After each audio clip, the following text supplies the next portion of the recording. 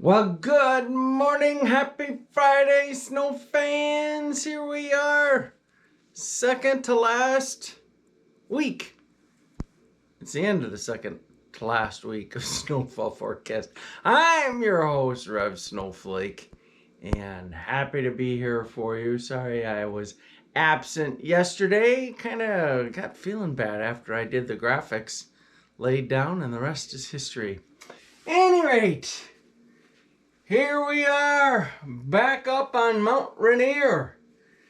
You know, you get to this time of the year and it gets harder and harder to find snow falling. Yeah, it's basically the Pacific Northwest right now that has the snow falling. That will be changing as we go through the next day or two. But for now, this is what we got. I guess I can show you the satellite radar just to kind of prove my point.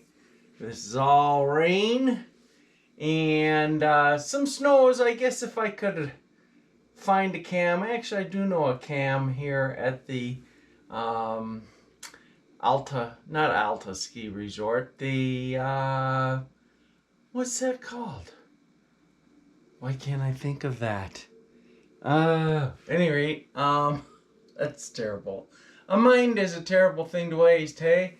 But here's the moisture coming on shore in the Pacific Northwest, giving the mountains up there some snows. Grand Targhee, that's the name of the ski resort, sitting up right about here. It's pretty cool. It's on the other side of the Tetons. Most people are used to the magnificent view of the Tetons from the Wyoming side in the Jackson Hole area. And there is another side to the Tetons. Yes, there is. And Grand Targhee is on that side. And they get pounded with snow too. So, any rate, moving right along, let's look at the 24-hour snowfall map. Not much to write home about in the Midwest at all. The mountains out west were the main areas for snowfall. And even there, really not a whole lot. Some 6-inch plus where you've got the oranges, and then also up here in northern Maine getting some snow. But as I mentioned, the forecast does have snow in it for the Midwest. In fact, starting up later on, is it today or tonight, snows will develop in western Illinois, northwestern Illinois, and spread to the north and east. In fact, let's watch her go here. Getting going right there. Actually, more like in the wee morning hours tomorrow, I guess. We go right there where it first starts. That's 1 a.m. tomorrow morning. And this is 5 a.m. and then 8 a.m. And then we'll just bring this through, this being the European model. And we'll kind of halt it right there. 60 hours. Because I want to show you there are some differences in the models with ideas for snow there. So let's bring this baby out to 60 hours. So not huge differences. It's not like, you know, one model has it here, the other model has it here. But in the amounts and exact amounts and placement with the snow, there are some differences. The European wants to put more into Iowa than the GFS, and the GFS kind of wants to put more into Michigan, as you can see that. And some of the amounts are a little bit different as well. But the bottom line is I kind of took a compromise between the two models on my forecast graphics.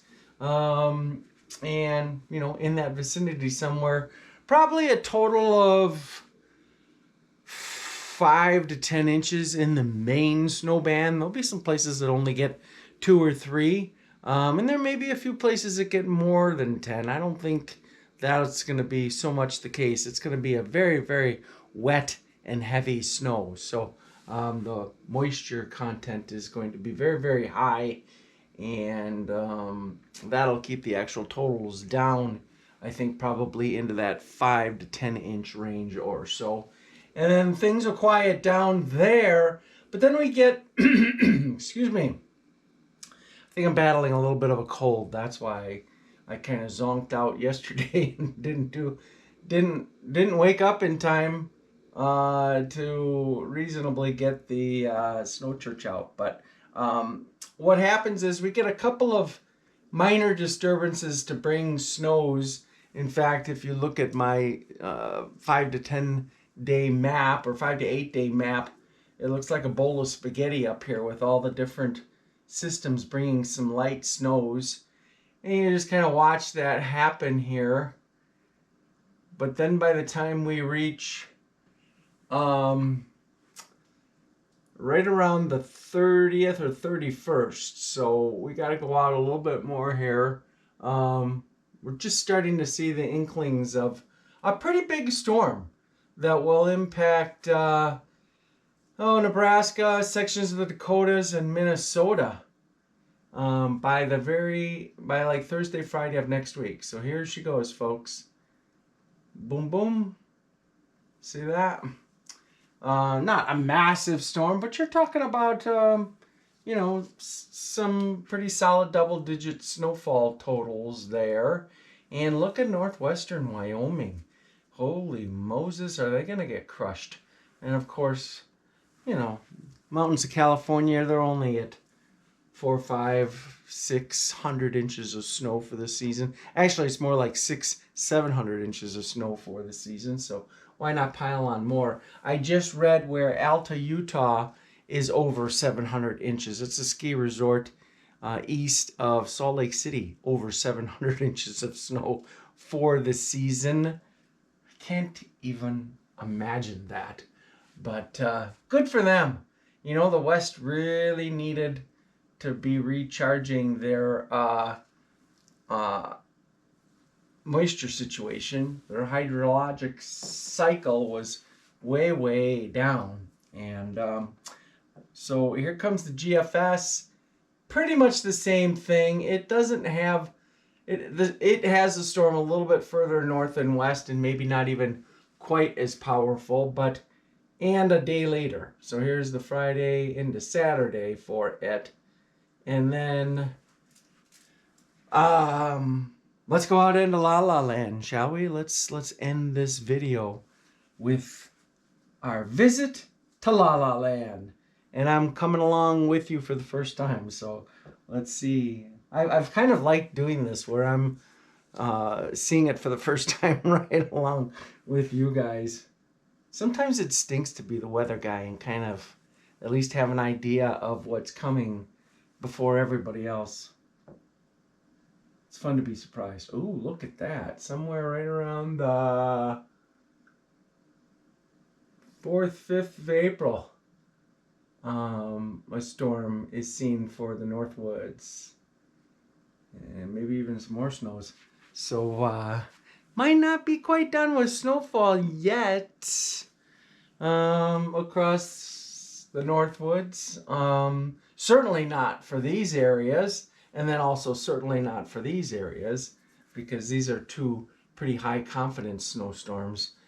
This snow up in here is quite low in its confidence because it's in La La Land, of course. But anywho and Haiti, I am a little blurry-eyed today. Fantastic Northern Lights show last night, and I hung around the nighttime period and caught at least the early stuff, the stuff that happened at around 9:30 to 10:30, and then I went Betty-bye at 10:30. But I believe there was some good stuff after that as well. Rumor has it that the Northern Lights might be pretty good tonight and even tomorrow night, so that could be fun.